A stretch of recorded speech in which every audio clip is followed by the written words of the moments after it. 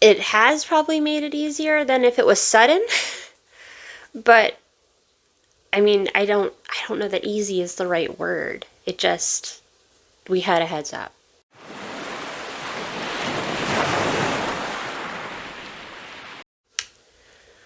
Hi, I'm Kate, and welcome to Always Tuck and Roll. We discuss life, the universe, autism, and pretty much everything else because that's life, man. It's there. It's everything, and it's messy. And I actually want to talk about a tougher part of life today. I would like to talk about grief. Now, I'm on the Cleveland Clinic website on their article just entitled Grief. Grief involves coping with loss. Death, divorce, the loss of a home are all major events that people grieve. While everyone's experience of grief is different, there are common responses that can be useful to recognize if you're facing a loss.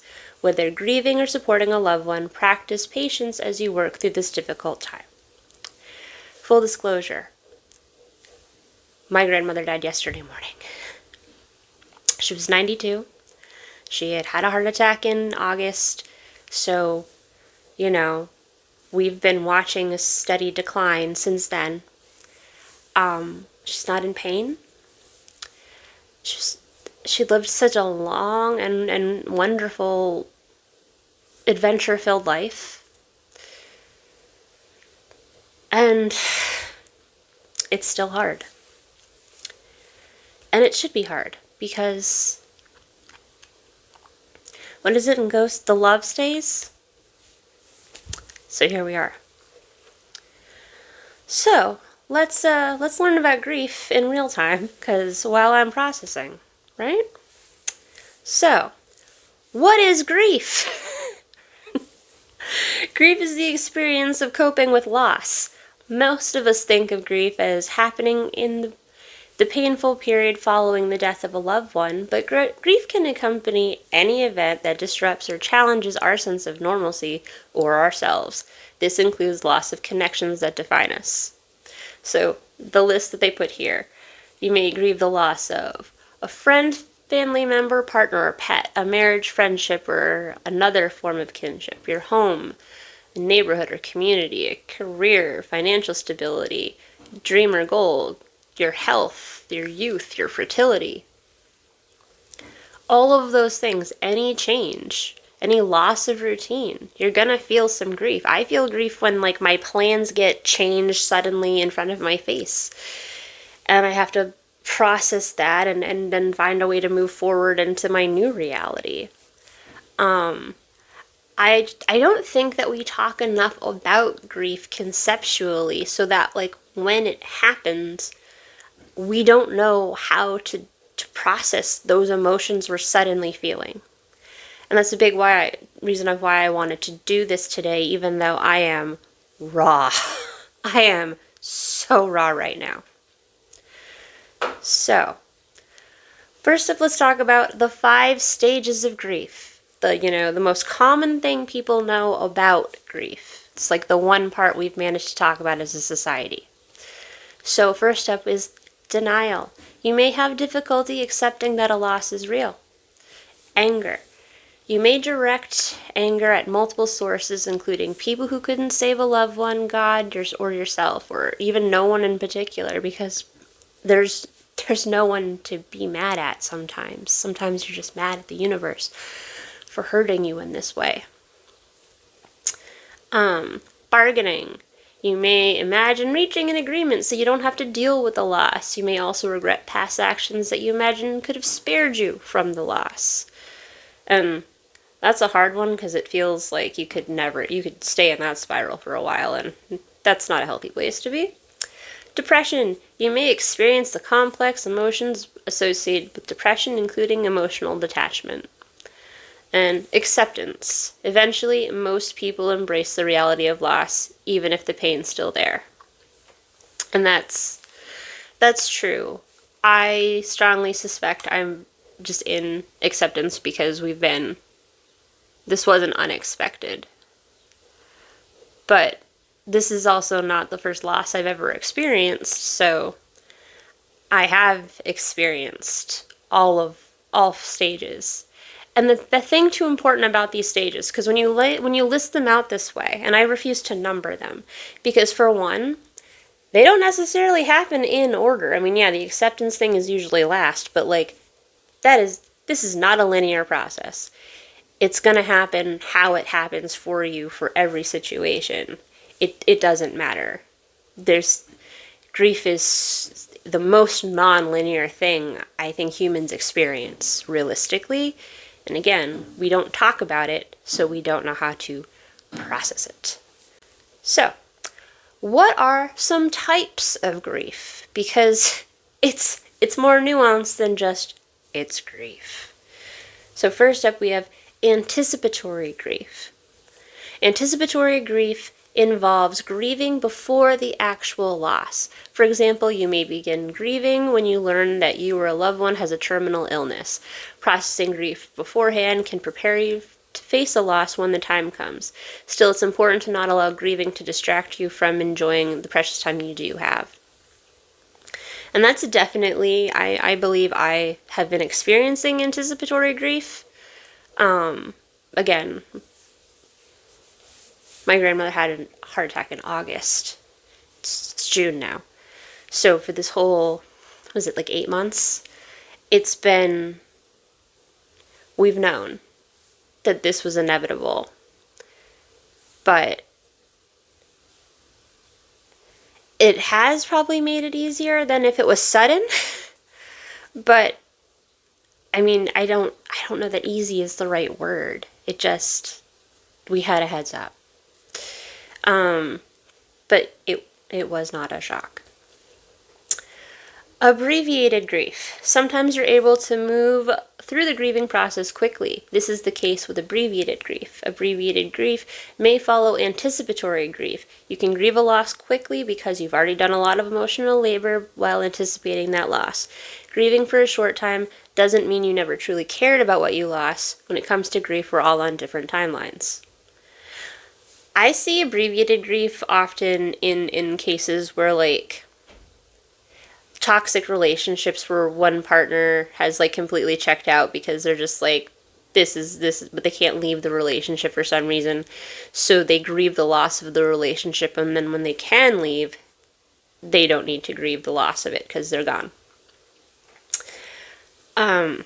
Next up we have delayed grief. So instead of experiencing the emotions that accompany grief immediately after a loss, you feel them days, weeks, or even months later. In some instances, the shock of the loss pauses your body's ability to work through these emotions. Or you may be so busy handling the practical matters that accompany loss, like funerals and wills, that your body can't grieve until you've handled these responsibilities.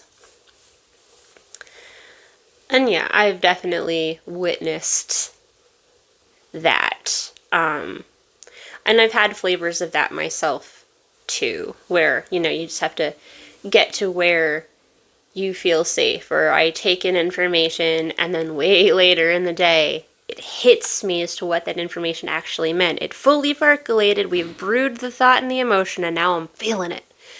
And I think sometimes it's like that, too. Next up we have inhibited grief. Inhibited grief involves repressing emotions. Most of us haven't been taught how to process or even how to recognize the confusing emotions that can arise when we're grieving. Preach! As a result, many people who repress their emotions don't realize they're doing so. Unfortunately, when you don't allow yourself to pause and feel these emotions, grief often shows up as physical symptoms like an upset stomach, insomnia, anxiety, or even panic attacks. All I can say there is, in addition to not knowing how to process my emotions, my very, very first panic attack happened when I found out that one of my best friends had passed away when I was 18. And I mean, I've struggled with them ever since, and the anniversary of his passing was just the end of this past May. So, and it's been 21 years, and if I think about that moment hard enough, I can, or not even that hard, I can put my emotions right back to where they were that day, and I don't want to do that today. I mean, I've grieved the loss, and every year, though, it's still just like, wow, it was sudden. That was very sudden. That was a moose accident. Um, so, let's move on from there because I don't need to process all of my grief all at once. Let's just learn more. This is how I process. I learn things. Cumulative grief. Well, with cumulative grief, you are working through multiple losses at once. For example, you're not only grieving the loss of a child, you're grieving the end of a marriage that followed that loss. Grieving the multiple losses simultaneously makes the process difficult and complex in unexpected ways. And that is true. I've seen people lose multiple family members in a year and just almost start to lose themselves over it, and just that compounding amount of grief can be so insurmountable. And I would actually say that if you are experiencing cumulative grief, please find a grief counselor.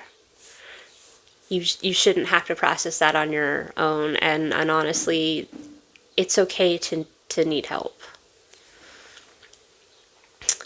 The last time of grief they've listed here is collective grief. Most of us think of grief as personal, but collectives, or groups, grieve too. Major events like wars, natural disasters, school shootings, and pandemics create far-reaching losses. They change what counts as normal life. As a group, we grieve the shared experiences we've lost as we struggle to imagine a changed future. And I kind of think that right now, here, at this moment in history, on this planet, specifically in the United States, but all around the world, I suspect we are all in collective grief for a lot of reasons right now. With, unfortunately, the way that it looks, we've got a lot more collective grief coming our way too, so maybe now is the best time to learn about grief. So next up, we've got, what are the symptoms of grief? Which feels like a silly question, but here we are.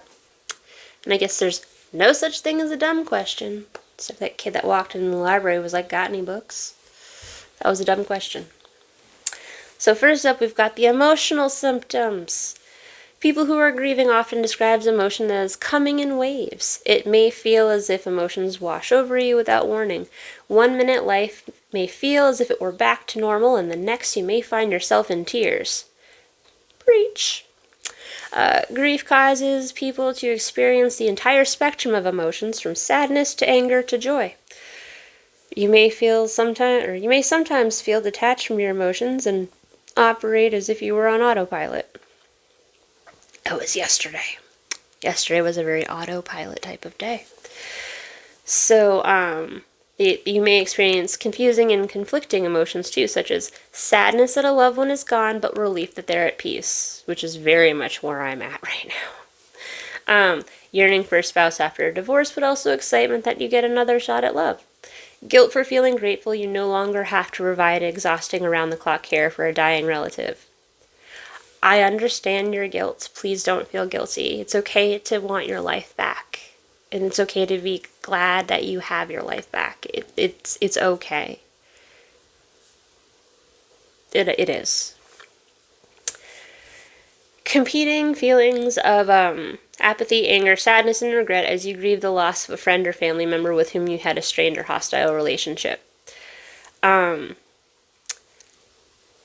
When I was in the 8th grade, there was a kid in my class who we were picking new science teams that day, and I did not want him in my group. He'd been in my group 2 times throughout the school year, and I was done carrying the weight anytime he was one of my science partners.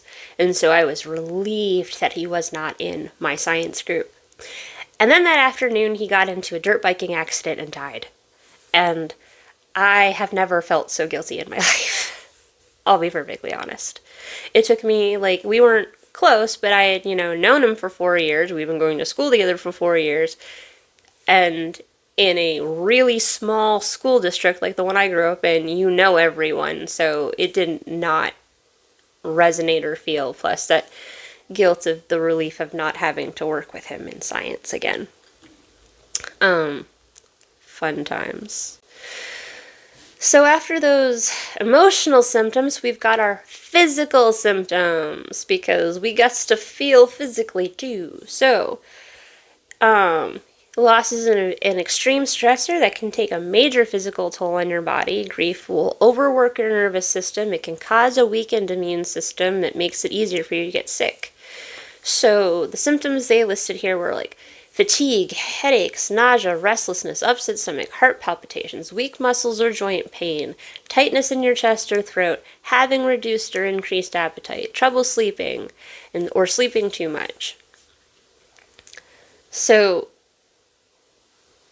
check in with yourself, because you're going to feel lots of stuff. I've definitely, I already struggle with having an appetite, so that definitely has been a little bit exacerbated, but more just like I'm so trapped in my head I keep forgetting to eat, that type of thing. But I have definitely experienced these at other portions of time in other states of grief. The next here they've got is behavioral changes. So grief can make it hard to concentrate or complete tasks. Oh yeah. Oh yeah. Symptoms include confusion, trouble or thinking or making decisions, feeling as if you've lost a sense of hope or direction, difficulty focusing on anything other than your loss, difficulty remembering or keeping track of your responsibilities. There's a reason I'm not just sitting here talking about how I feel about grief and my thoughts on grief, even though this actually has illustrated a lot of my thoughts on grief already, and that's why I picked this to guide me, because I am not succinct or linear or planned out on a good day, and this is not a good day. So again, thanks for being here. So the next thing they have here under symptoms are the complications of grief. In real time, all grief is complex. In certain circumstances, however, grief can evolve into something even more complex, complicated or prolonged grief. Complicated or prolonged grief often involves especially challenging circumstances or extreme symptoms that interfere with daily life over a long period. So complicated grief can stem from any of the types of grief, and it can be made more difficult by things like absent grief. When you don't show any outward signs of grief, sometimes you may not exhibit signs of grief because you're frozen in denial. Other times, a person who may not appear to be grieving is privately working through complex emotions others can't see. Let people grieve how they're going to grieve. Don't tell anyone how they should be grieving, because they're not going to do it the same way you do it. And even then, every single instance of grief is a different circumstance that will be processed in an entirely different way, because life is messy and complicated, and grief is one of the messiest and most complicated things we all experience. Then we've got ambiguous loss. When there's a lack of closure around a loss, for example, it could be especially difficult to move through loss of a loved one who's presumed dead, but they haven't found the body. Ambiguous loss also includes grieving a loved one who's still alive but feels out of reach, such as someone who's been incarcerated or deported. You may grieve changes that create psychological difference from a loved one, such as with dementia or Alzheimer's. Then you have disenfranchised grief. When society doesn't consider a loss worthy of grief, grieving can feel especially isolating when others signal that your grief isn't valid. Don't be invalidating people's grief, okay? Examples include the death of a pet or the loss of a same-sex partner. Disenfranchised grief also involves deaths that society considers taboo, like deaths from suicide or drug overdose. Let people feel. Okay? Just let people feel. Feeling is already so hard. Letting yourself feel is so scary. Let people feel how they need to feel. And where do you get off getting to decide whether a death is worthy of grief? Like, Okay, that person was a drug addict. So what? People in glass houses shouldn't be throwing stones. Why are you telling people whether or not someone else is worthy to be grieved? I could rant. I don't want to. Next up, we've got traumatic grief. When you're processing a loss and trauma at the same time, traumatic grief involves a loss that can happen under horrific, unpredictable circumstances. Natural disasters, accidents, and violent deaths can all lead to trauma or even post-traumatic stress disorder, PTSD, which you'll need to process and seek treatment for alongside grief. And I have definitely experienced PTSD alongside my grief before. Shocks to my system. Grief can be considered complicated or prolonged even after a year of the loss. You feel as if a part of yourself is lost or has died. Don't believe that the loss or death has occurred. Avoid reminders of the death or loss. Experience intense emotional pain relating to the loss that interferes with daily living. Feel emotionally numb, lonely, or as if your life doesn't have meaning or purpose. And finding it difficult to live life, make plans with friends, participate in activities you enjoy, or make decisions for the future. If you are experiencing those, again, please seek grief counseling. Life doesn't have to be that bleak. I mean, life sucks, but it doesn't have to be that bleak, realistically. How long does grief last? The American Psychological Association defines grief as lasting from 6 months to 2 years. Symptoms gradually improve as time passes. It's important to remember that grief doesn't fit into neat boxes or timelines. Everyone's grief and grieving timelines are different. Also, there's never a time when you're done with grief. Your connection with a loved one who's passed, a dissolved marriage, an abandoned dream, etc., becomes integrated into your ongoing life story. It is forever a part of who you are. Still, if you're having trouble coping with loss, especially if it's interfering with your ability to live your life, reach out to a grief counselor or therapist. There are tips for coping with grief. Take care of yourself. Practice self-care. Stick to a routine. Attend your emotions. Reach out to others. Speak to a therapist or grief counselor. I'm going to post the link to this, just so, if you want this guide, or that it's there for you to reach out to, or to look and process and read your own and see if my reading is good. The next section they have here is on supporting a loved one who's grieving. So be present. No one expects you to be perfect on dealing with grief and helping someone else process, but just be present. Find out what their needs are and help them meet their needs while they're grieving. Offer to help. Not a lot of people feel comfortable asking for help, so offer your help. Just signal that you're open to talking.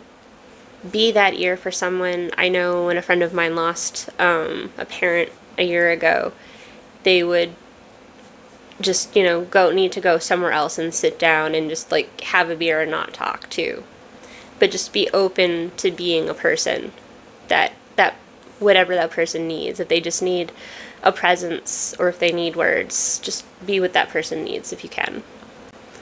And don't minimize someone's loss. That, I would say, is the biggest one for me.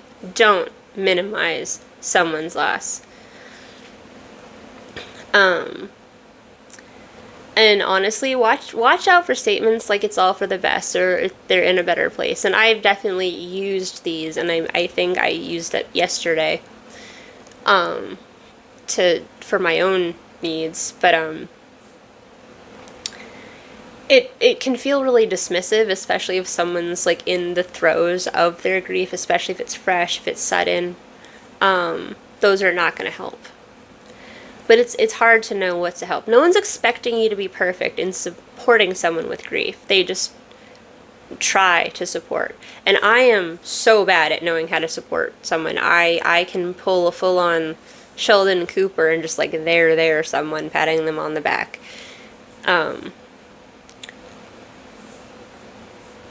But I'm trying to be better. So, grief is hard. Loss is hard. We all experience loss. We all experience grief from some of those losses. And it's important to respect one another's grieving process. Because, again, it's never going to look the same. I've never even processed the loss of my grandparents quite the same. But I've been different ages, different stages of life for each death. I've lost a lot of classmates. I lost one classmate a year, starting in like the 7th grade, all the way through college.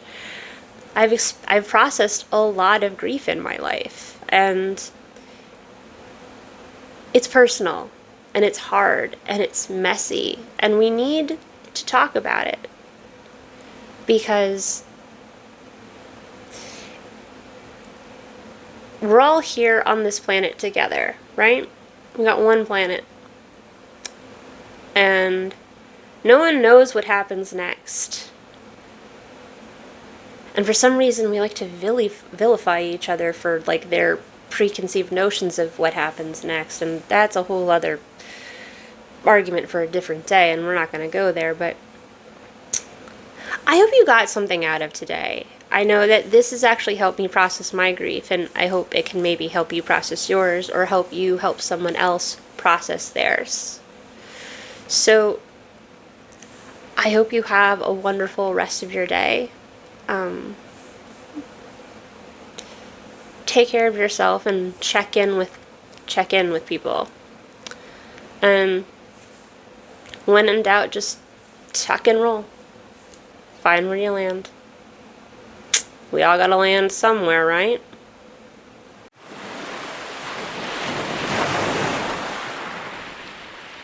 Grief is the most non-linear thing I think humans experience realistically.